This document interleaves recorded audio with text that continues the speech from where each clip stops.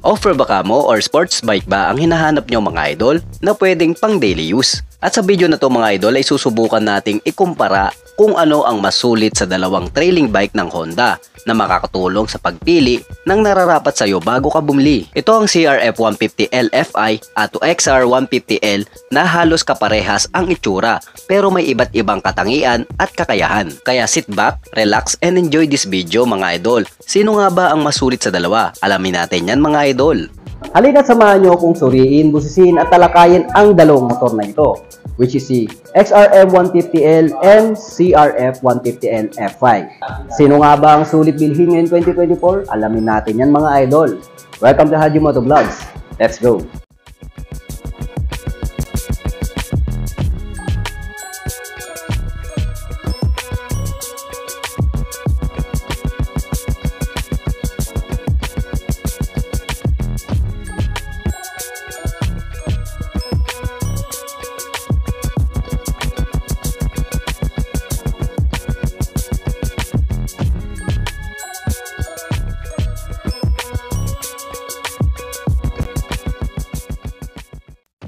Kaya't unahin muna natin sa kanyang makina or sa kanilang makina na mayroong parehas na 149cc engine displacement, single cylinder, single overhead cam, 4-stroke, 2 valves at air-cooled. At sa engine dimension naman mga idol ay parehas din na may bore na 57.30mm at a stroke ay merong 57.84mm. Sa kanilang drive type mga idol ay parehas din gumagamit ng chain drive at parehas din na sprocket, ang size ay 4090. Pero sa kanilang fuel system mga idol, ang XR150 ay carburetor pa lang at meron tong average na 36.6 km per liter pero ang kanyang kapasidad ng kanyang fuel tank ay 12 liters. Habang ang CRF150L Fi ay syempre gumagamit ito ng Fi o PGM-FI na kung saan 45.5 km per liter po ang kanyang average mileage. At pagdating naman sa kanyang fuel tank capacity ay meron lamang siyang 7.3 liters. Papunta naman tayo sa kanilang performance. Unahin natin si XR150L na merong 11.6 horsepower at 8,000 RPM na may peak of torque na 12.1 Nm at 6,000 RPM. Habang si CRF150L Fi naman ay may performance na 12.2 horsepower at 8,000 RPM na may peak of torque na 11.94 Nm at 8,000 RPM. Pagdating naman sa kanyang gear and transmission, parehas po silang 5-speed manual transmission at gamit nito ang cambio na half lang. Napakaganda at napaka-sporty talaga tingnan. Dumako naman tayo sa kanilang suspension and brakes mga idol. Unahin natin si XR150L. Ang unahan ay gumagamit ng ordinary inverted front fork na mayroong disc brake naman para sa braking system. At sa likuran naman ay monoshock na gumagamit naman ng drum brake para sa braking system. Pagdating naman dito kay CRF150L Fi ay gumagamit po ito ng inverted front fork na Showa po ang brand. At gold ang painted nito mga idol. At gumagamit ito ng disc brake para sa braking system sa harapan. At sa likuran naman ay Pro-Link rear suspension o monoshock din mga idol. At disc brake naman para sa braking system. Pag-usapan naman natin ang kanilang mga gulong mga idol. Unahin natin si XR150L.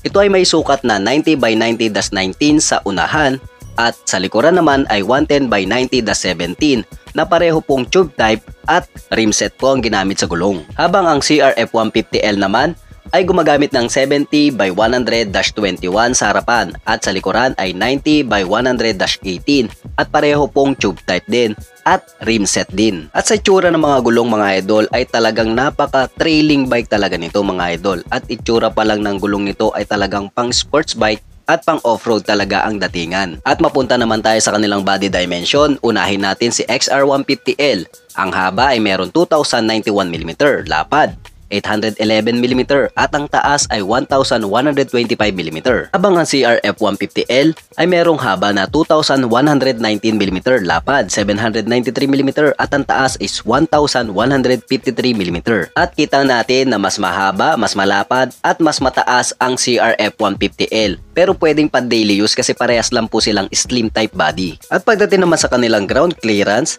ay meron 243mm para sa XR150L habang sa CRF150L ay may sukat na 285mm. Pasok naman yung dalawa pagdating sa gulatang hams at mga lubak mga idol. Pero mas mataas ng bahagya ang CRF150L compare natin kay XR150L. Pagdating naman sa kanilang seat height mga idol ay merong 825mm para sa XR150L At para naman sa CRF 150L ay merong 863mm. Pasok din naman to sa mga Pinoy na may average height na 5'6" pataas. At para naman sa total weight naman nito para sa XR150 ay merong 122 kg. Para naman sa CRF 150 ay merong 117 kg lamang. Mas magaang ng bahagya si CRF 150L kaya recommended ito sa mga 50 kg pataas o may kanipisan ng katawan. Pagdating naman sa mga individual features mga idol, unahin natin si XR150L. Let's go! At unahin natin syempre ang disenyo nito na aggressive design and sporty looks mga idol. At sa disenyo nga nito na dual purpose ay pwedeng pang off-road at pang on-road mga idol. At syempre pwede mo rin itong gawing sports bike kung kinakailangan. At ang headlight naman nito ay gumagamit ng halogen bulb na kung saan mas maganda ito kaysa sa mga ordinary bulb mga idol. Pero ang taillight and signal lights nito ay ordinary bulb at ang kagandahan naman nito sa signal lights ay flexible po ito just in case na matumba ay hindi basta-basta ito mababali. Manual speedometer and odometer naman ang kanyang pegs dito sa kanyang console panel. Pero ang kagandahan nito ay very sporty talaga ang design at merong mga light indicators pa. Malaki at malapad naman ang grab bar nito na pwede naman paglagyan ng mga valuable things mo. Pwede mong isabit at lagyan ng top box mga idol. Pagdating naman sa startup engine, ito ay gumagamit ng traditional ignition key o mechanical key na merong function na on-off at lock. Malapad na upuan naman for better comfort para sa riders and back rider nito na hindi agad-agad sasakit ang wet packs, yag balls at paltakers mo. At para mas sportier, ang looks nito ay naka-naked handlebar po ito. At di lang yon, pwede mo itong lagyan ng camera para makapture ang mga extreme bikes activity mo. At meron pa rin itong kickstarter na malaking tulong kung sakaling humina o malobat ang baterya ng motor mo. Sa simpleng pagpagjack lang ay agad mapapandar mo na ang motor mo. Depende na lang kung wala ka ng gasolina. At sa kanyang inverter telescopic port naman ay merong rubber boost for stabilization and protection para sa mga putik at dumi. Pag-usapan naman natin ang kanyang handles and buttons mga idol. Unahin natin sa kaliwa na merong high and low, turn lights at horn. Sa kanan naman ay electric starter lamang. Sa manubela naman nito sa kanan ay merong throttle control with brake lever sa unahan. Sa kaliwa ay merong hand grip with clutch lever. At para naman sa brake nito ay naka foot brake po ito mga idol. Ang XR150L ay merong dalawang kulay na pwedeng pagpilian. Merong red at black. At ito naman ang special features pagdating kay CRF 150L F5 mga idol. Let's go! Unahin natin syempre sa kanyang new look design at decals na more aggressive and more sportier. At kitang-kita talaga mga idol na built-in for off-road situation ang motor na ito dahil sa kanyang disenyo. Ang headlight ay gumagamit po ng halogen bulb na kung saan mas matatag ito kaysa sa mga ordinary bulb. Habang ang taillights at signal lights naman ito ay gumagamit ng ordinary bulb. At gumagamit na po ito ng digital panel na kung saan mas sporty ang kanyang looks mga idol. At di lang yon, very readable at accurate ang mga meter at gauge na dapat mong malaman tulad ng speedometer, odometer, clock at iba pa. At maraming added information na dapat mo malaman tungkol sa motor mo. Pagdating naman sa kanyang ignition key o startup engine, ito ay gumagamit ng ordinary traditional ignition key mga idol na merong on and off at lock.